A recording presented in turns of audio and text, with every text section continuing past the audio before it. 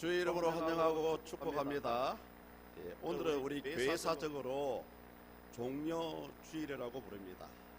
예수님께서 십자가의 고난을 당하시기 위해서 이제 드디어 예루살렘으로 입성하는 그런 날을 기념하는 날이죠. 신기한 사실은요, 이 일이 있기 전에 하루 전날에 죽은 자 가운데서 살아났던 나사로의 동생인 마리아가 아주 귀한 옥합을 깨뜨려서 예수님의 발에 붓게 되죠. 또 어떤 복음서에는 머리에 부었다는 얘기도 있습니다. 이제 요한복음에 보면 예수님의 발에 이 귀한 옥합을 붓고 무려 300데나리온이죠. 한 노동자 임금의 1년치를 예수님 발에 붓게 되고요. 또 자기의 머릿결로 그 발을 닦아주는 일이 있었습니다. 이 마리아가 예수님의 발에 향유를 붓는 이 사건은 장차 고난을 당하실 예수님의 고난, 그리고 십자가의 죽음, 그리고 사망 권세를 깨뜨리고 3일 만에 부활하시는 사건을 보여주는 그런 아주 소중한 사건이라고 볼 수가 있습니다. 그리고 이제 그 이튿날 예수님께서 예루살렘 성에 입성하게 되는데요. 사실은 제자들이 소문을 낸 것도 아니고 미리 사람들을 모은 것도 아니었습니다. 의도되지 않았는데 수많은 사람들이 예루살렘 성에 모여서 예루살렘 성을 입성하신 예수님을 축하하고요, 호산나 우리를 구원해 주소서 외치면서 종려나무 가지를 흔드는 그런 프레이드가 일어나게 되었습니다. 따라서 우리는 오늘 이 예루살렘 성으로 입성하시는 예수님의 이 모습을 통해서 몇 가지 살펴보고자 합니다.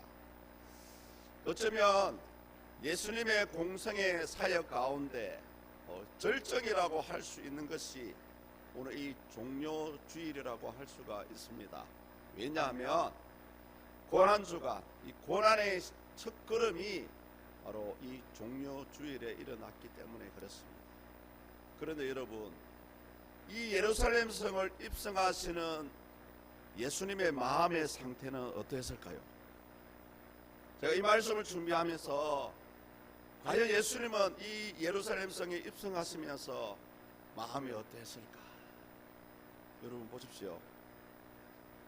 예수님은 사람의 몸을 입었지만 당신 자신이 하나님이십니다. 내가 예루살렘 성에 들어가면 죽을 것이라는 것을 알고 계셨어요. 얼마나 마음이 착잡했겠습니까? 우리 인간적으로요, 내가 예루살렘 성에 가면 죽는다라고 생각했을 때 솔직히 들어갈 수 있는 사람이 어디 있겠습니까? 저부터 살려고 도망갔겠죠. 수많은 사람들이 예수님의 예루살렘 성의 입성을 축하하고 기뻐하고 찬미하고 하나님께 영광을 돌렸지만 정작 예수님은 이사야서에 나오는 예언된 말씀처럼 마치 도살장에 끌려가는 어린 양과 같은 그런 마음으로 예루살렘 성에 입성을 하셨던 것입니다. 비록 자신의 고난과 십자가의 죽음을 알고 계셨음에도 불구하고 예수님은 오늘 당당히 예루살렘 성에 입성하게 됩니다. 왜냐고요? 바로 저와 여러분들을 살리시기 위해서 자발적으로 하나님이 예비하신 일을 위해서 예루살렘 성으로 들어가신 것이죠.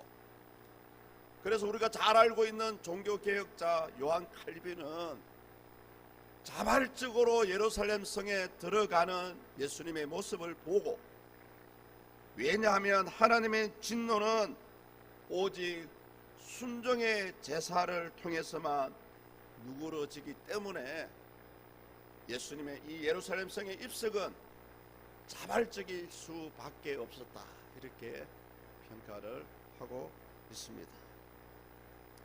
얼마나 이 예수님께서 예루살렘 성으로 들어가는 이 사건이 중요한지요, 우리가 잘 알고 있는 마태복음, 마가복음, 누가복음, 그리고 오늘 본문 요한복음까지 마태복음 21장, 마가복음 11장, 누가복음 19장에도 동일하게 기록을 하고 있습니다.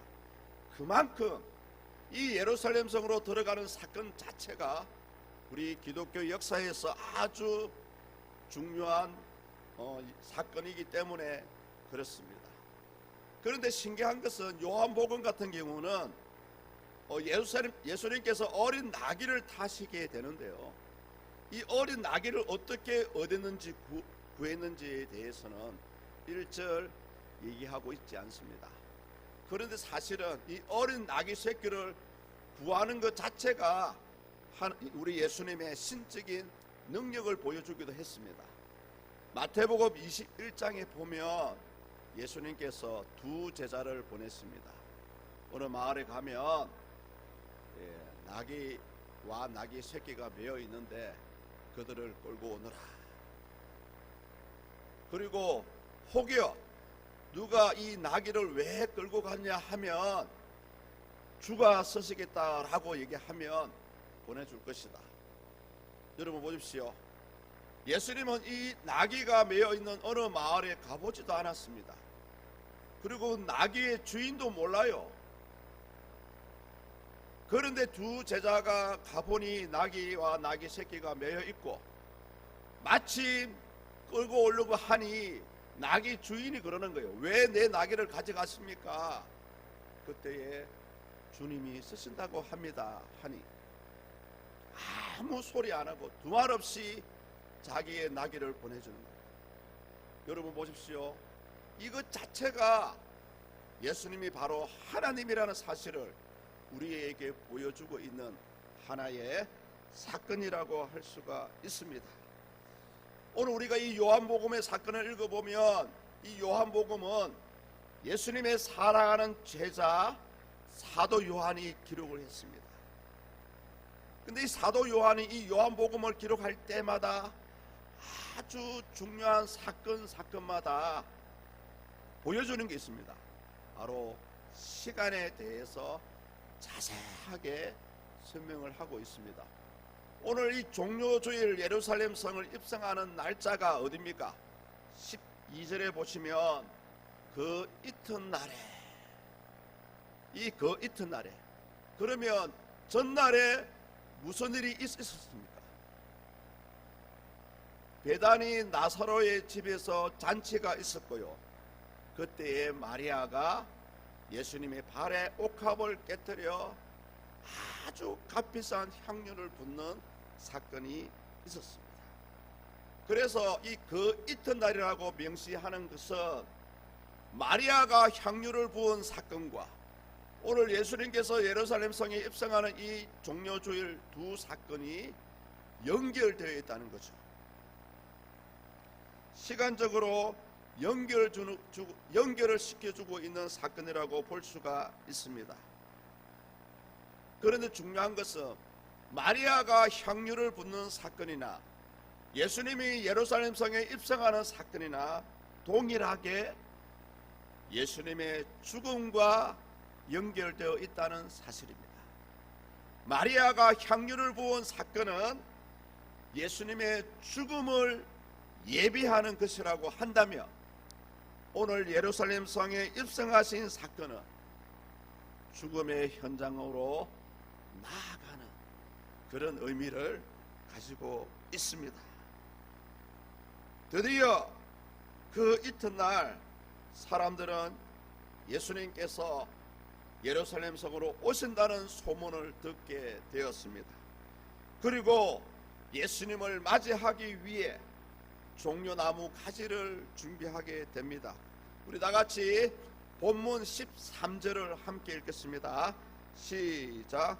종려나무 가지를 가지고 맞으러 나가 외치되 호산나 찬송하리로다 주의 이름으로 오시는 이 곧 이스라엘의 왕이시여 하더라. 아멘. 종려나무 가지를 가지고 맞으러 나가 외치되. 왜 하필 사람들은 종려나무 가지를 들고 나갔을까요? 무화과 나무 가지도 있고 포도나무 가지도 있고, 왜 하필 종려나무 가지일까요? 이 종려나무 가지가 의미하는 바가 몇 가지가 있습니다. 구약에 보니까요, 시편과 이사야서에 보면, 특히 시편 같은 경우는 시편 92편 12절에 이 종려나무 자체가 의인을 상징합니다. 거룩한 사람을 상징합니다. 그러니까 예수님이 의인이시기 때문에 이 종려나무 가지를 흔들었다는 거죠. 이사야서 9장 14절과 15절에 보면 이스라엘의 통치자를 상징한다고 합니다. 제가 한번 읽어보겠습니다. 그러므로 여호와께서 하루 사이에 이스라엘 중에서 머리와 꼬리와 종려나무 가지와 갈대를 끊으시리니 그 머리는 곧 장로와 존귀한 자요. 이 종려나무 가지 자체가 우리 이스라엘을 다스리는 분은 예수님이십니다 라는 것을 상징하게 되고요, 또 실질적으로 왕을 대접할 때, 왕을 의미할 때에 이 종려나무 가지를 흔들었다고 합니다. 이처럼 당시 마중 나온 사람들은 예수님을 왕으로, 통치자로, 거룩한 자로 인정을 하고 있다는 것입니다.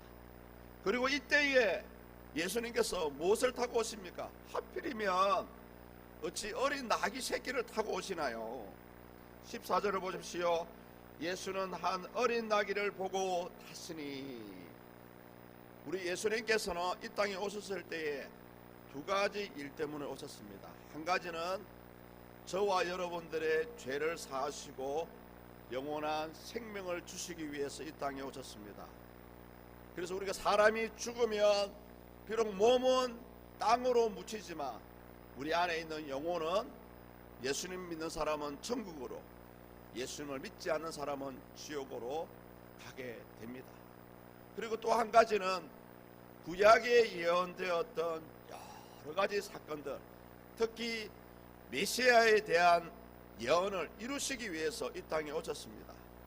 오늘 어린 나귀 새끼를 타신 것도 구약에 예언되었던 말씀을 성취하시기 위해서 그 어린 나귀 새끼를 타셨던 것입니다.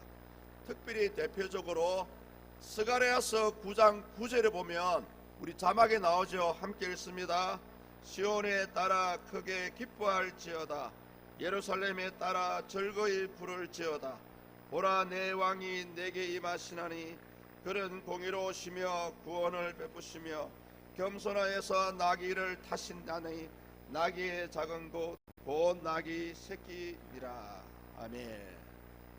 예수님은 원래 이스라엘을 다스리는 왕으로 오셨습니다. 그리고 이미 예수님이 이 땅에 오신다는 사실에 대해서 구약의 성경은 무려 몇백 가지로 예언을 했습니다. 그런데 예수님께서 왜 하필이면 어린 나귀 새끼를 타십니까? 이것은 한마디로 당시 이스라엘 사람들이 가지고 있던 메시아에 대한 그 환상을 깨뜨려주는 거죠. 당시 이스라엘 사람들이 가지고 있던 메시아 대망 사상은 뭐냐 하면, 우리를 괴롭히는 이 로마를 힘으로 몰아내는 정체적인 메시아가 오실 것이다, 그런 기대감을 가지고 있었습니다. 그러나 예수님께서 어린 나귀 새끼를 타신 것은 나는 너희를 구원하러 온 메시아는 맞지만, 왕은 맞지만 정치적인 메시아가 아니다라는 것을 보여주고 있는 사건입니다. 그리고 또 한 가지는 뭐냐 하면, 이 어린 나귀 새끼를 타셨다는 것은 바로 당신 자신을 십자가에 드림으로 겸손과 평화와 구원의 왕으로 이 땅에 오셨다는 것을 보여주고 있습니다. 이사야서 9장 6절에 보면 이 예언이 이렇게 나와 있습니다. 이는 한 아기가 우리에게 낳고 한 아들을 우리에게 주신 바 되었는데 그의 어깨에는 정사를 메었고 그의 이름은 기무자라 묘사라 전능하신 하나님이라 영존하시는 아버지라 평강의 왕이라 할 것입니다. 예, 우리 예수님은 평강의 왕으로 이 땅에 오셨습니다. 당신 자신의 몸을 찢고 피와 물을 쏟으심으로 우리를 살리시기 위해서 이 땅에 오셨던 것입니다. 그런데 문제는 뭘까요? 3년 6개월 동안 예수님을 따라다녔던 예수님의 제자들은 이 사건에 대해서, 그리고 어린 나귀를 타신 것에 대해서, 또 십자가에 달리신 죽으신 것에 대해서 전혀 이해하지를 못했다고 합니다. 우리 본문 16절을 보십시오. 제자들은 처음에 이 일을 깨닫지 못하였다가 예수께서 영광을 얻으신 후에야 이것이 예수께 대하여 기록된 것인가 사람들이 예수께 이같이 한 것임이 생각났더라. 사실은 여러분 보십시오. 예수님의 제자들은 어렴풋이 예수님이 하나님이시다라는 그런 마음을 가지고는 있었습니다. 그런데 정작 오늘 종료주일을 맞이해서 예수님을 환영하는 사람들보다 더 못한 믿음을 가지고 있었던 거죠. 과연 예수님이 메시아가 맞을까? 우리가 요한복음을 보면 예수님께서 기적을 일으키는 사건들이 많이 있습니다. 그 대표적인 사건이 뭡니까? 물로 포도주를 만드는 사건이죠. 솔직히 포도주가 아주 멋진 포도주가 되기 위해서는 몇 달의 시간이 필요합니다. 어떨 때는 몇 년의 시간이 필요합니다. 한순간에 어떻게 물을 부어서 포도주를 만들 수가 있습니까? 그런 기적만 봐도 예수님이 하나님이시다라는 사실을 알아야 되는데 우리 사람은 그것을 인정을 못하는 거예요. 오늘날 우리의 신앙도 마찬가지입니다. 여러분, 이미 저와 여러분들은 예수님을 믿고 고백하고 영접했기 때문에 우리는 반드시 천국에 가게 되어 있습니다. 그럼에도 불구하고 여러 가지 일과 다툼과 시기와 질투 때문에 교회를 떠나가 버리는 거예요. 왜 그렇습니까? 그래서 우리의 신앙은요, 반드시 체험해야 됩니다. 하나님의 말씀을 들어서 지식적으로 하나님이 누구신지, 예수님이 이 땅에 왜 오셨는지 우리는 알 수 있습니다. 그러나 그것만으로는 안 된다는 사실이죠. 하나님의 말씀이 선포되었다면 그 말씀대로 저와 여러분들의 생활 가운데 그 말씀대로 역사해야 됩니다.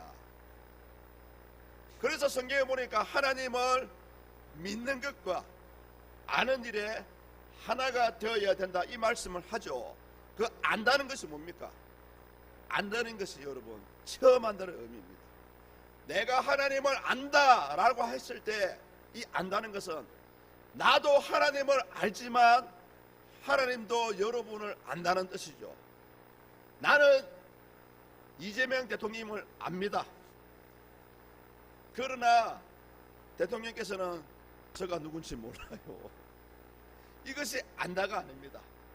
내가 상대방을 알고 상대방도 나를 안다는 거죠. 이것이 여러분 체험한다는 것입니다. 그 여러분, 우리가 교회를 다닌다고 만족하시면 안 됩니다. 내 삶 가운데 과연 이스라엘 사람들이 출애굽할 때에 뒤에서는 애굽 병사들이 잡으러 쫓아오고 앞에서는 뭐가 가로막고 있습니까? 홍해가 가로막고 있었습니다. 그런데 어떻게 됐습니까? 홍해가 열려지는 거예요. 모세가 두 팔을 드니까 홍해가 갈라지는 겁니다.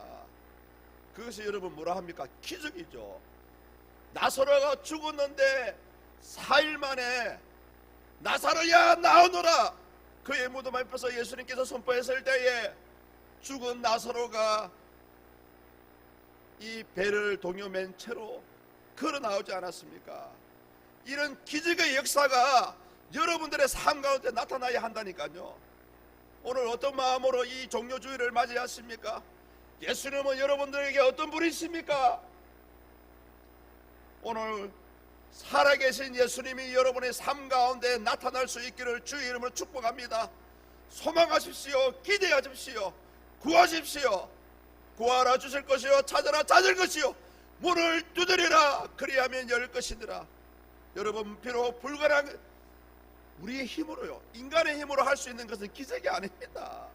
그냥 열심히 밭을 일구고 씨를 주고 거름을 주고 관리하면 돼요. 그러나 100배의 결실을 맺기 위해서는 그때의 하나님의 기적의 손길이 필요한 거예요. 구하십시오. 기대하십시오. 그래서 우리 이 기독교 신앙은요, 체험하는 신앙이라고 합니다. 체험하는 신앙.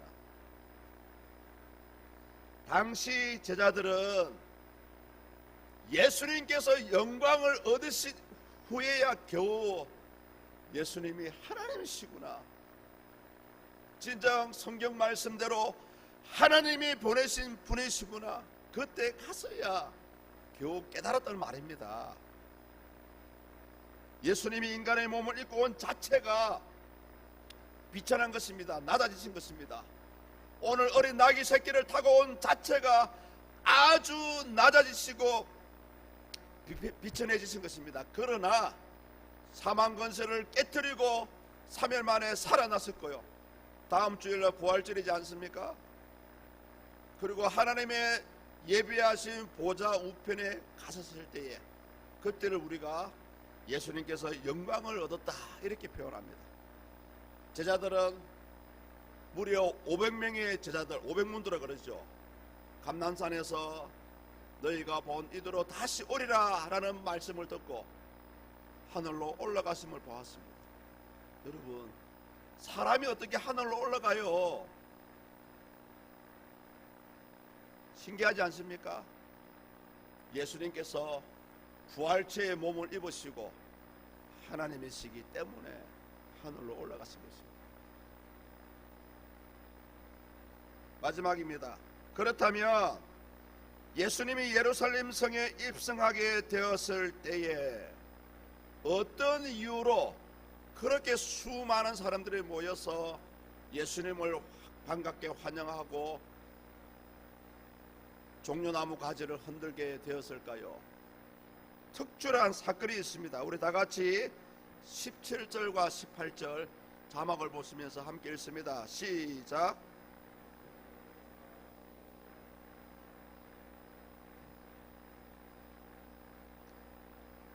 이에 무리가 예수를 맞으면 이 표적 행하심을 들었음이라. 아멘.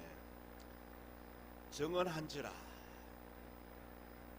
예수님께서 죽은 나사로의 무덤 앞으로 갈 때에 성경에 보니까요, 나사로의 죽음을 위로했던 문상객들이, 수많은 사람들이 예수님을 따라갔다고 했습니다. 4일 만에 죽은 사람의 시체는 어떻습니까? 썩은 냄새가 나요. 그때 예수님께서 보십시오. 여러분, 나사로야 나오너라 이 말씀밖에 안 했습니다. 그런데 어째 죽은 자가 살아서 걸어 나온 거예요. 그때의 그 자리에 있었던 수많은 사람들이 그제서야 죽은 자를 살리시는 예수님을 보시고 이분이 진정한 메시아구나 라는 소문을 내게 되었다는 것입니다. 그래서 여러분, 우리가 하나님을 하나님으로 인정하기 위해서는 저와 여러분의 눈으로 한번 목도해야 됩니다. 경험해야 돼요. 만나야 됩니다.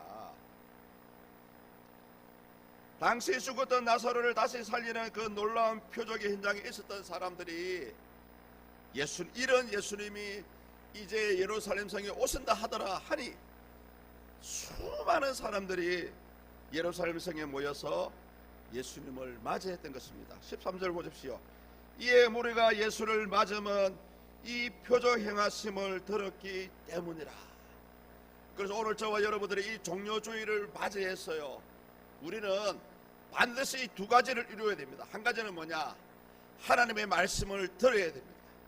그리고 그 들었던 말씀이 내 생활 가운데 체험되어지는 그런 역사가 나타나야 됩니다. 한 곳에 치우치게 되면 어떤 신앙이 될까요? 바로 절름발이 신앙이 되죠. 그래서 하나님의 말씀이 저와 여러분들의 믿음을, 신앙을 세우는 기초라고 한다면, 기적을 경험하고 하나님의 살아계심을 체험하는 사람들에게는 그 기초된 뼈대 위에 살을 채우는 역할을 하는 것이 바로 살아계신 예수님을 경험하는 것에서 나타날 수가 있습니다. 오늘 우리 하나님의 은혜로 처음 오신 분도 계십니다. 또 오래도록 평생에 하나님을 믿어왔던 분들도 계십니다. 그러나 이 시간 가장 중요한 것은요, 어떤 말씀이든 간에 그 말씀이 저와 여러분들의 생활 가운데 기적으로 나타나고요, 체험하고 경험해야 됩니다. 그러한 경험이 이후로 매일매일 나타날 수 있기를 주의 이름으로 축복합니다. 아멘입니다. 그러나 여러분 보십시오. 그 당시 본문 마지막을 보십시오. 바리새인들이 등장합니다. 누구보다도 성경 말씀을 많이 알고 있었던 사람들이 바리새인들입니다. 그리고 사두개인들은 부활이 없다고 생각했지만, 이 바리새인들은 조상 대대로 예수 믿는 자 안에서는 부활의 역사가 있다고 믿어왔던 사람들입니다.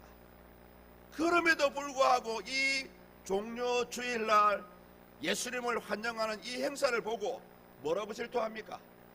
쓸데없다. 성도님들, 과연 우리가 예수 믿는 일이 쓸데없는 일입니까? 19절을 보십시오. 마지막 19절을 보십시오. 바리새인들이 서로 말하되 볼지어다 너희 하는 일이 쓸데없다. 보라 온 세상이 그를 따르도다 하니라. 아멘. 여러분 보십시오. 이 쓸데없다는 생각, 쓸데없다는 이 불신, 이것을 확실하게 깨뜨리는 방법은 바로 하나님의 말씀대로 우리의 생활 가운데 기적이 나타나는 것입니다. 그 하나님의 살아계심이 나타나는 것이, 그 살아계신 하나님을 경험하는 것이, 체험하는 것이 바로 이 쓸데없다는 말을 한순간에 물리칠 수 있습니다.